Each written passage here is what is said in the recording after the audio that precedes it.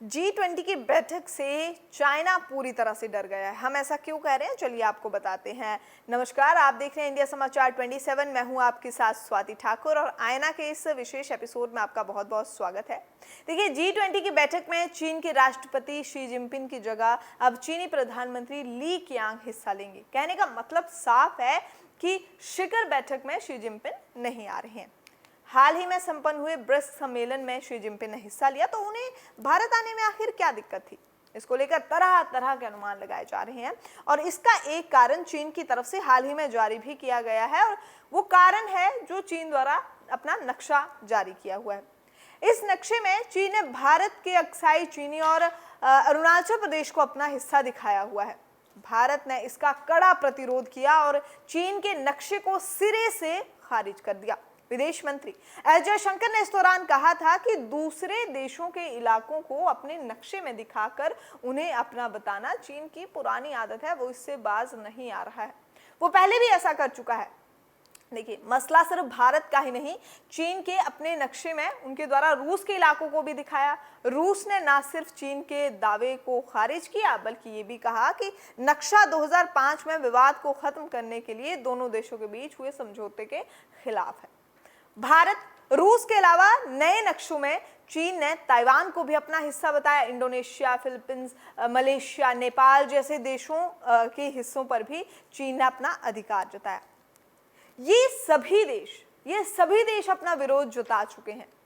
अब माना यह जा रहा है कि अगर शी जिनपिंग G20 की बैठक में आते तो संभव है कि प्रधानमंत्री नरेंद्र मोदी 20 के सदस्यों, जो अलग अलग देशों से सदस्य आ रहे हैं, उनके साथ साथ वो जो 20 सदस्यों को बुलाया गया है, 20 देशों के सदस्यों को बुलाया गया है, शी जिनपिंग उनके घेरे में भी आ जाते। उनके सामने ये मुद्दा खड़ा हो सकता था। इसका अंदेशा शायद जिनपिंग को था, इसीलिए उन्होंने शिखर बैठक में खुद को शामिल होने से रोक लिया और वो शामिल नहीं हुए, उन्होंने खुद को दूर कर लिया।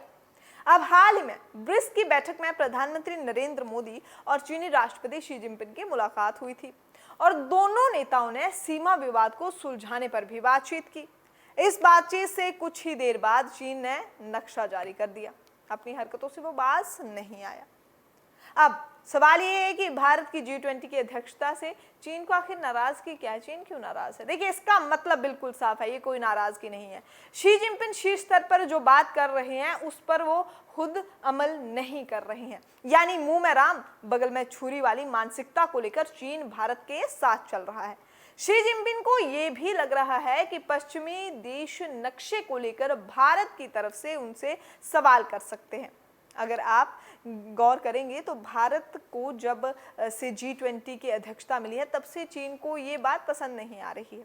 दिल्ली में होने जा रही शिखर बैठक से पहले देश के अलग अलग हिस्सों में सदस्य देशों की बैठक चलती रही है और इस दौरान अरुणाचल प्रदेश और जम्मू कश्मीर में भी बैठक हुई। इन दोनों बैठकों में चीन शरीक बिल्कुल भी नहीं हुआ। उससे उसकी नीयत का साफ साफ अंदाजा लगाया जा सकता है। चीन ने तो सिर्फ एतराज किया था कि जब भारत ने G20 का मोटो वासुदेव कुटुंब जारी किया था। चीन का कहना था कि भारत ने संस्कृत भाषा में मोटो तैयार किया है और संस्कृत संयुक्त राष्ट्र की मान्य भाषा नहीं है। G20 अंतर्राष्ट्रीय मंच है, इसमें गैर संयुक्त राष्ट्र भाषा का इस्तेमाल नहीं होना चाहिए। भारत की अध्यक्षता में हो रही दुनिया की 20 बड़े देशों की बैठक पर चीन इस तरह से भी सवाल खड़े कर सकता है। जाहिर से है कि जिनपिंग के नहीं आने के कारण भले ही साफ नहीं हो, लेकिन भारत के विरोध और इतने बड़े मंच पर अपनी फजीहत से जिनपिंग बचना चाहते हैं, इसलिए चीन की तरफ से कहा गया कि राष्ट्रपति हिस्सा नहीं ले सकते हैं। एक और बात सुनिए, जिनपिंग के लिए एक सवाल था और सवाल जिसका जवाब देने में वो उन्हें सूझ नहीं रहा था कि क्या जवाब देना होगा उन्हें। यूक्रेन युद्ध पर अमेरिका, इंग्लैंड, फ्रांस और जर्मनी जैसे देशों की तरफ से अपना स्टैंड साफ करने का दबाव चीन पर बनाया जा सकता है।